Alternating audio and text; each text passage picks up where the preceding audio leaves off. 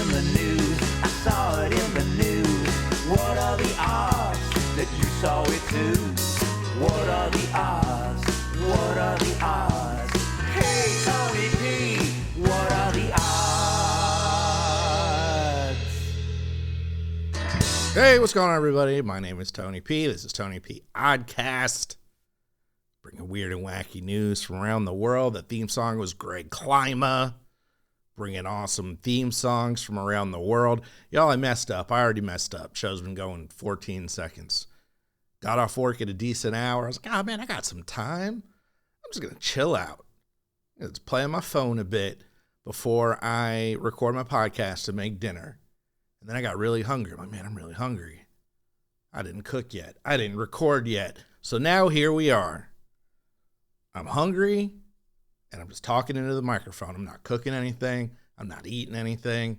And it's not going to get any better. It's not like, oh, man, I'm really glad I read those weird news articles. Now my stomach's not grumbling. Nope. It's just a downward slope from here, folks. I give it about 10 minutes. I'm going to be cranky. Speaking of cranky, I'm not covering this story about the that submersible, the Titan submersible, where people are trying to go and see the Titanic, not even out a window, but on a monitor. I don't know, man. I don't know. We don't know how that story's going to end up. So I may or may not cover it, but I have other stories in the meantime. And y'all, I believe maybe technically kind of sort of a Tony P. Oddcast first. Can you believe it? I can't. I even know what it is, and I can't believe it. But let's get into it so I can get my dinner. A semi-truck makes it sound like it's kind of like a half truck. It's kind of a truck. It's a semi-truck. A semi-truck hauling French fries crashed on I-15 in Provo, spilling thousands of fries into multiple lanes, impacting traffic. Utah Highway Patrol officials responded to the scene, said the driver sustained minor injuries. Well, that's good. I didn't get that far. I'm glad they weren't really hurt. I would have felt bad. The semi-truck was reportedly traveling on some highway near some other highway when it rolled over. The reason not initially known. French fries and other debris from the crash got onto both sides of the interstate, messed up the traffic. That was it. That's the whole story. Kind of a boring story, you ask? Yes. Kind of struggling for stories this week. Yes. But my question, who's just shipping nothing but fries in this economy? Like, I've seen trucks, pull up to fast food places. Every fast food place, maybe you don't know this, but every fast food place has a vendor. McDonald's doesn't make the nuggets at your local restaurant. Heck, they might not even be McNuggets at all. Who knows? But they don't just have a French fry truck, do they? That's like a boat, just a boat full of fries? That doesn't make any sense.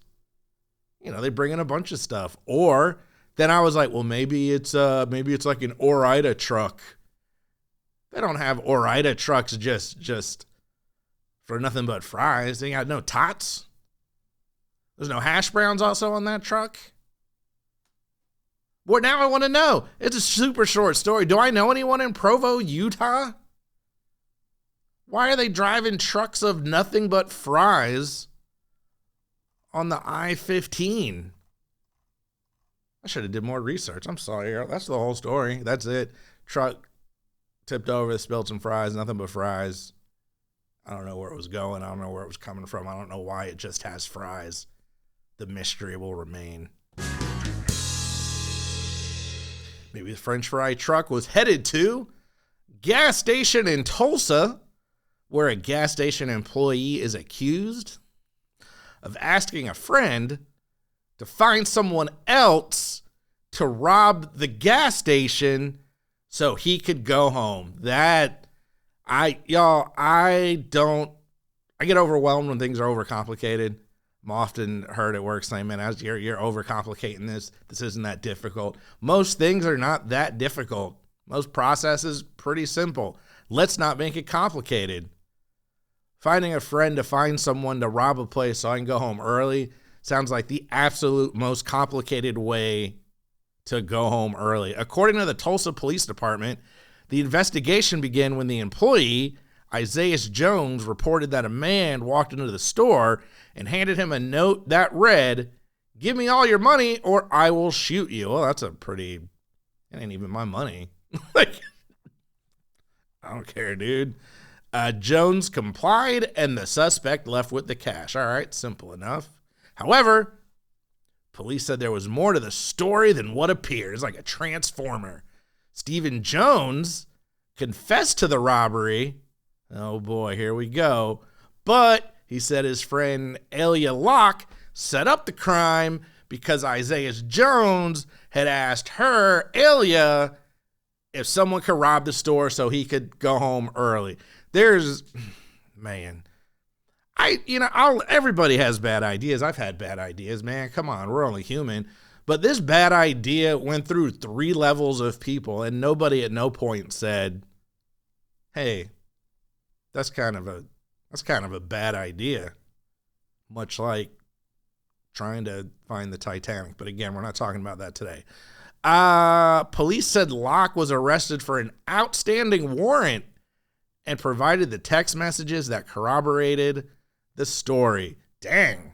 All right. So if you already have warrants, maybe don't do the robbery where someone wants to get it. Also, I don't care. If someone came and said, "Hey, go fake rob this place. They're trying to go home." That's your problem, dude. Police then arrested Isaiah Jones, who admitted to asking Locke to find someone else to rob the store because he was tired and he wanted to go home. Jones is charged with embezzlement and conspiracy to commit a felony. All right. All right. How fat? Like, I don't know about y'all. I don't know who you guys pal around with, but I'll be honest with you. I got some nice friends, and in my circle of friends, there are people I could call on today if I needed something. None of them would go rob a gas station same day. Like, assuming the dude worked 8 hours, maybe a 10-hour shift, 3 hours in, he's like, "Man, I'm over this. I want to go home." You had somebody on speed dial ready to go to rob a gas station or to even pretend rob a gas station? What kind of, like, really? And then, just leave, dude. That's where I'm confused. I get he didn't want to, I guess, lose his job. So you don't just go home. You're not just going to clock out because you might lose your job. You don't want to lose your job. Okay, fine. I understand that. Was there nothing else between that and have someone rob the store? Have the dude come work for it. Like, "Hey, man, can you come cover my shift? I know you don't work here, but I don't know. We can take some candy or something." I don't care. I just feel like, well, it's not I feel like. I think it's a fact. This was probably the most poorly thought out, not good idea that anybody has come up with. And because of that, this dude will probably go to jail for embezzlement and conspiracy to commit a felony. And in the end, still end up losing his job. He should have just went home. Or, like, took a nap behind the counter. Haven't you seen Clerks? Just take a nap in the milk cooler or something, man. Come on, do better. And this is it, folks. This is a Tony P. Oddcast first. As you know, I like to make fun of all these stories. And so I don't talk about people getting seriously injured. I certainly don't talk about people dying because that's not funny to everybody and not something I want to laugh at publicly and put on the internet for everyone to see. But this story is actually somebody dying. So there's your warning. But hear me out. Hear me out to the conclusion. Or heck, probably the second sentence. A woman was recently declared dead at a hospital in Ecuador until she was knocking on her coffin during her wake. That, to me, hilarious. She wasn't actually dead. They thought she was dead. They, started going through the stuff you do for dead people. And then she said, "Nah, hold up. I can't imagine. I laugh inappropriately, man. And if I was at a wake and somebody knocked on the how funny is that? People would be freaking out. Like, it beats the alternative, right? Like, oh, well, we thought she was dead. Now she's not. That's kind of funny. I would think it was funny. I would just leave because I wouldn't want to be a jerk laughing at that, but I wouldn't be able to help it.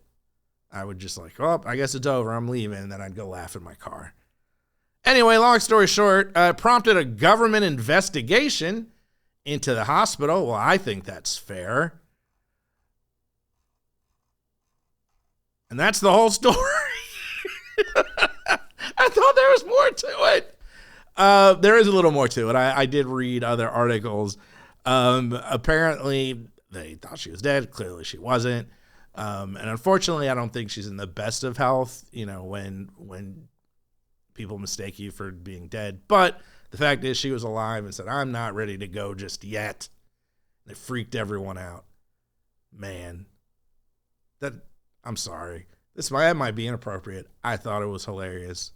Because again, you know, what better than we thought this, you know, here they are. They're still here. It is all good. Somebody else there was laughing. Probably not just me. But that's it, folks. That's it. It was a quick one today because I had a short story. And I didn't even get cranky. I don't think I got cranky. Let's go ahead and go before I get cranky. I got some water to boil for spaghetti. But don't forget, I don't know, I guess make sure before you set up somebody's wake. If you don't feel like working that day, man, just call out. Make an excuse. I don't know, say you're sick.